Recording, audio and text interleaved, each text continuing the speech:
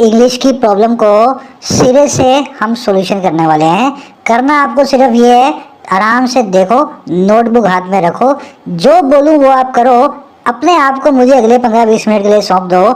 ये सीरीज से जो अगर शुरू करें ना अपने, आपकी इंग्लिश को मैं नीचे से उठा करके लाऊंगा, नीचे से ऊपर तक लाऊंगा, ये मेरा आपसे वादा है। पर करना आपको यही है, जो बोल रहा हूँ वो करो, कंफर्ट जोन से बाहर आओ। पेन जहाँ चलाने को बोलूँ वहाँ पेन जरूर चलाना। पार्ट 0 है आज, कोई नाउन नहीं सीखना, कोई प्रोनाउन नहीं सीखना। वो वाली चीज़ आपको आज मैं सिखाने वाला हूँ जो सब इंग्लिश जानने वालों को आती है, पर सिखाता कोई भी नहीं है। रीज़न क्या है, लोगों को समझ में नहीं आता कि यार ये बेसिक चीज़ सबसे पहले सीखने वाली है। आज हम सीखेंगे बेसिक सेंटेंस की स्ट्रक्चर क्या होती है। हर सेंटेंस की एक स्ट्रक्चर है, अगर आपके दिमाग से वो मिस हो गई ना आँख से, आज आप उसको ध्यान करें। सेंटेंस एक वर्ब और एक सब्जेक्ट से मिलकर के बना होता है। वो सेंटेंस नहीं जिसमें कोई वर्ब नहीं, और वो कोई वर्ब नहीं जिसका कोई सब्जेक्ट नहीं। तो subject plus verb is equal to sentence. तो पहला काम क्या करना है आपको, किसी भी सेंटेंस की जो है ना आपको आइडेंटिफाई कर लेनी है वर्ब। वर्ब क्या होता है, अब कुछ लोगों को थोड़ी सी कंफ्यूजन वर्ब में भी हो सकती है। अब इन सेंटेंसेस में वर्ब आपको क्या लग रही है, देखने में क्या लग रही है। देखो, वर्ब का काम होता है, हिंदी बोलते क्रिया। कोई काम होता है ना, जो कोई कार्य करते हो आप, कोई एक्शन लेते हो, उसको कहते हैं वर्ब। जैसे ये अलग से मैंने निकाल करके रखा है, वो वर्ड्स जिनको आप 3 तरीके से बता सको, 3 तरीकों से, प्रेजेंट, पास्ट और परफेक्ट के अंदर, उनको कहते हैं वर्ब। जैसे किल, मारना, किल्ड, किल्ड। 2 फॉर्म होंगी इसकी, 3 फॉर्म होंगी किल की, एक प्रेजेंट के लिए, एक पास्ट के लिए, एक परफेक्ट के लिए। वर्ब वही होती है जो काम को रिप्रेजेंट करे, साथ में जिसकी 3 फॉर्म हो। प्ले, खेलना, खेलना काम है ना, प्ले, प्लेड, प्लेड, इस तरह से प्ले की 3 फॉर्म होगी। डू, डिड, डन, करना कुछ, ये भी एक एक्शन है। ईट, खाना कुछ, ईट, एट, इटन। रीड, पढ़ना कुछ, रीड, रेड, रेड। रीड की 3 फॉर्म्स होती हैं, रेड बोलते हैं, तीनों को एक जैसी देखने में लगती हैं। मतलब वर्ब का ये है, कोई काम को रिप्रेजेंट करे और साथ में उसकी 3 फॉर्म्स हो, उसको कहते हैं वर्ब। अब देखो, इन सेंटेंसेस के अंदर आपको आइडेंटिफाई करनी है verb.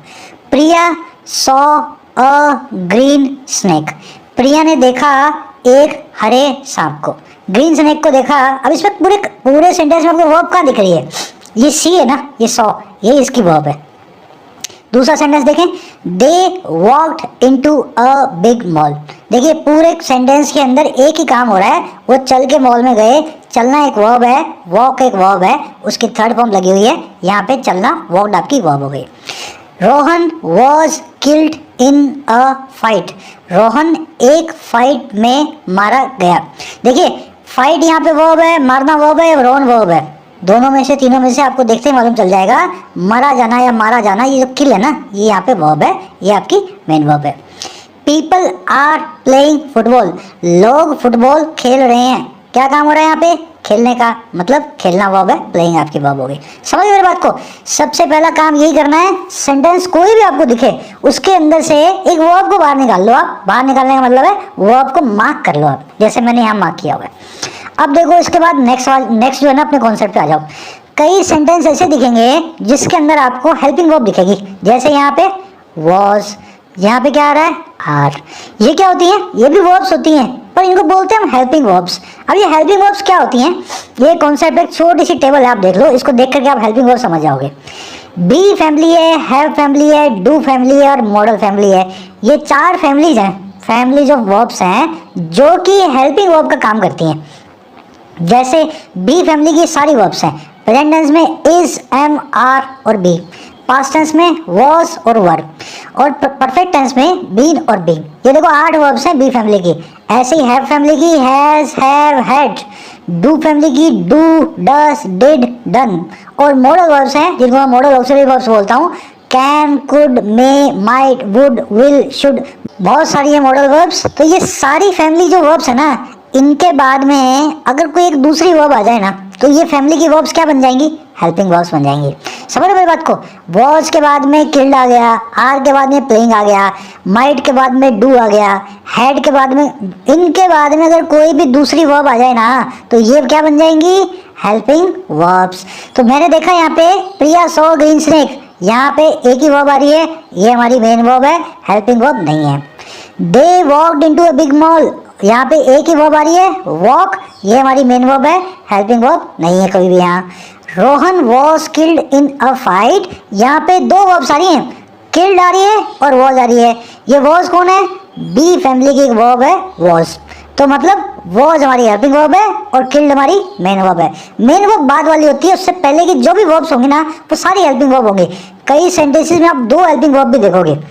People are playing football, यहाँ पे मेन वर्ब हो गई प्लेइंग, हेल्पिंग वर्ब हो गई आर। समझ गए मेरी बात को? हेल्पिंग वर्ब का क्या कॉन्सेप्ट है? अभी मैं आपको कोई टेंसेस नहीं बता रहा, is am are was verb में क्या डिफरेंस होता है भूल जाओ। आप तो ये वर्ब देखो, इनके बाद में हेल्पिंग वर्ब, अगर इनके बाद में मेन वर्ब आ रही है तो ये हेल्पिंग वर्ब्स हैं।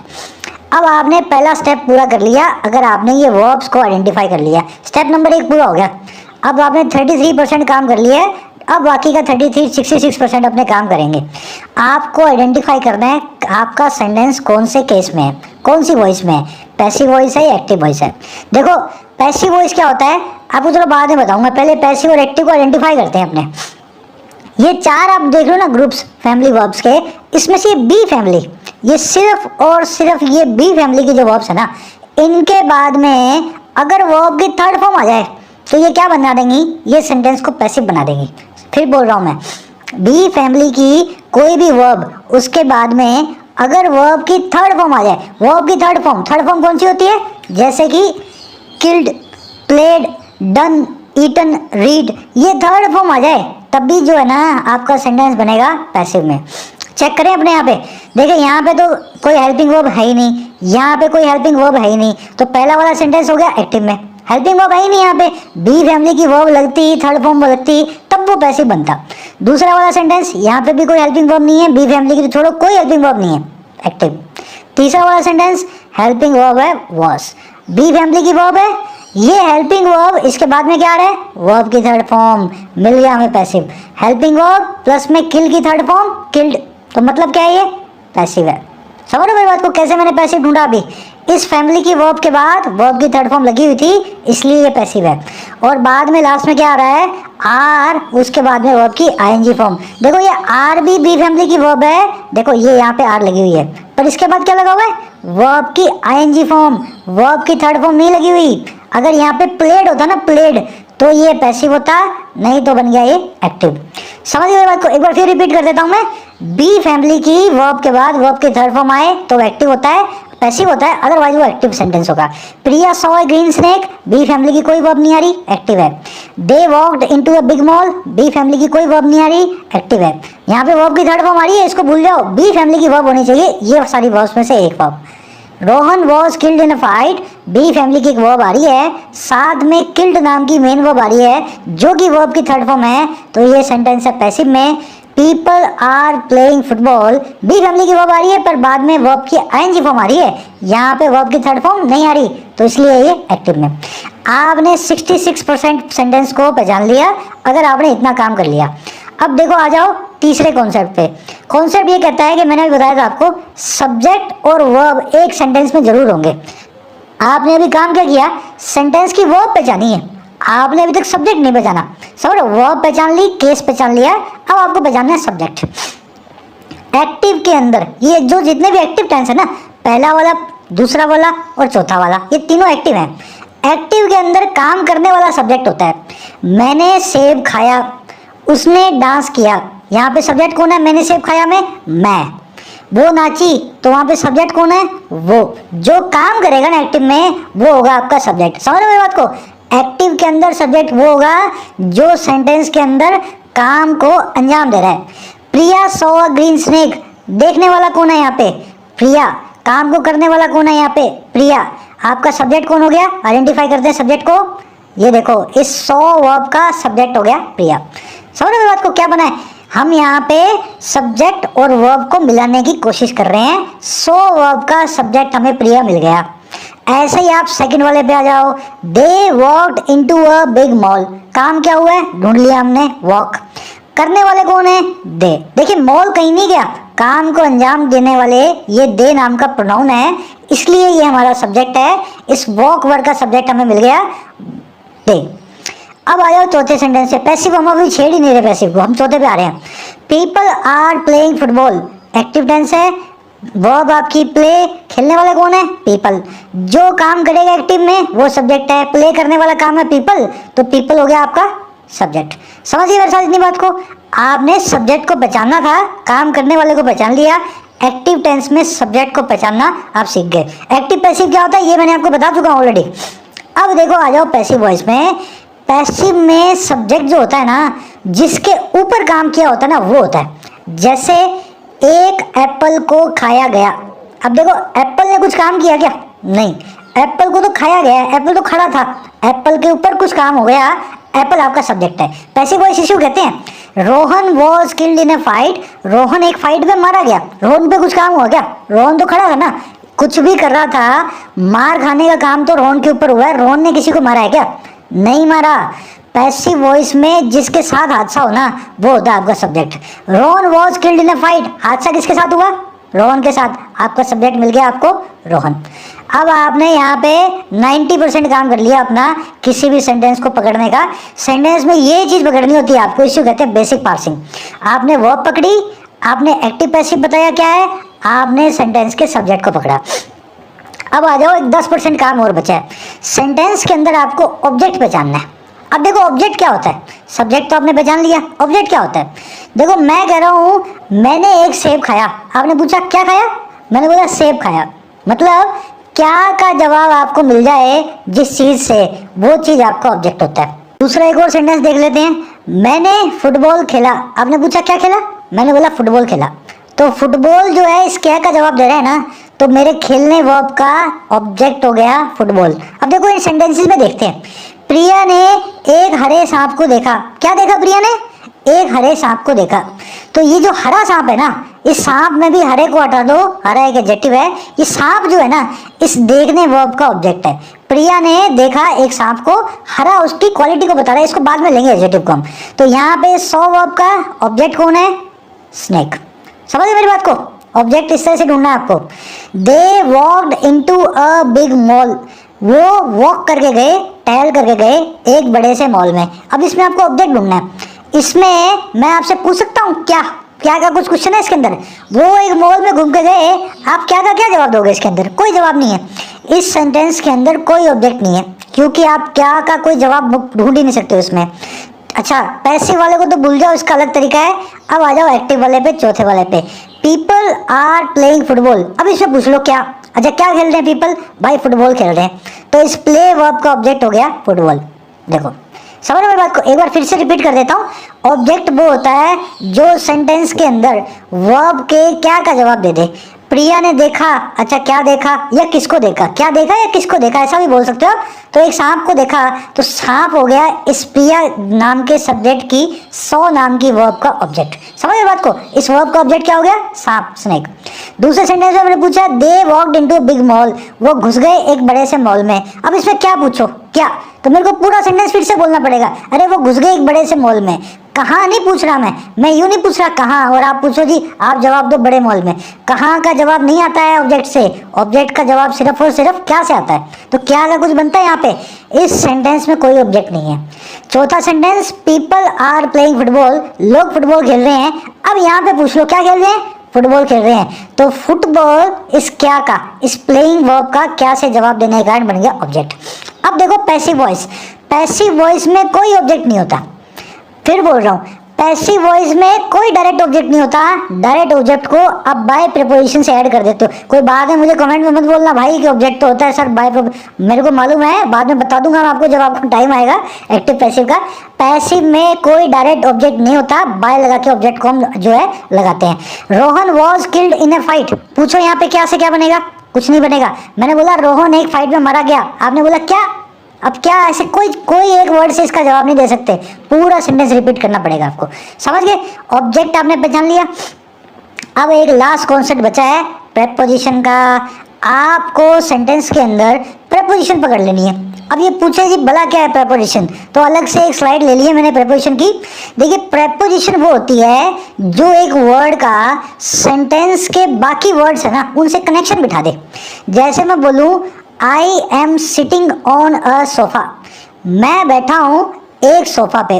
अब ये ऑन क्या बता रहा है यहाँ पे? ऑन मेरे बैठने की जगह को बता रहा है।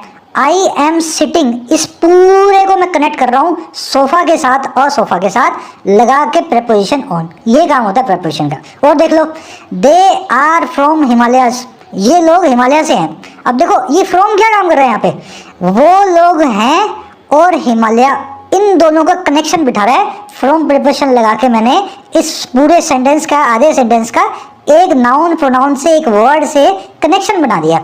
प्रेपोजिशन का काम यही होता है किसी नाउन या प्रोनाउन को बाकी सेंटेंस के साथ जोड़ देना।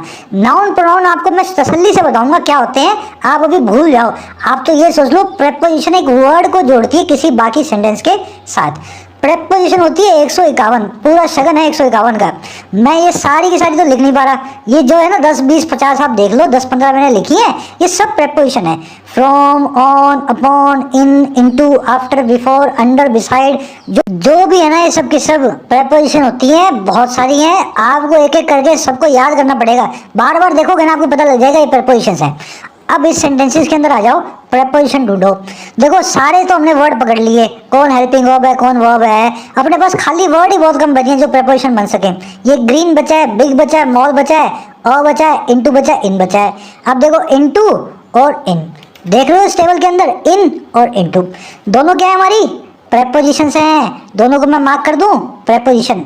अब मैंने आपको बताया प्रेपोजिशन अपने बाद में एक वर्ड लेगी बाकी सारे सेंटेंस के साथ उसको कनेक्ट करने के लिए। तो मतलब प्रेपोजिशन के बाद एक वर्ड आएगा, वैसे वो वर्ड होता है नाउन या प्रोनाउन ऑलवेज। मतलब प्रेपोजिशन अपने बाद में एक वर्ड लेगी ही लेगी, अगर वो नहीं ले रही ना वो प्रेपोजिशन नहीं है वो। तो मतलब इसके बाद में एक नाउन प्रोनाउन आना चाहिए। ऑन के बाद आया सोफा, फ्रॉम के बाद आया हिमालय, अब अपने इनटू के बाद देख लो क्या आ रहा है। इसके बाद में एक जो नाउन आ रहा है ना वो सीधा सीधा आ रहा है मॉल।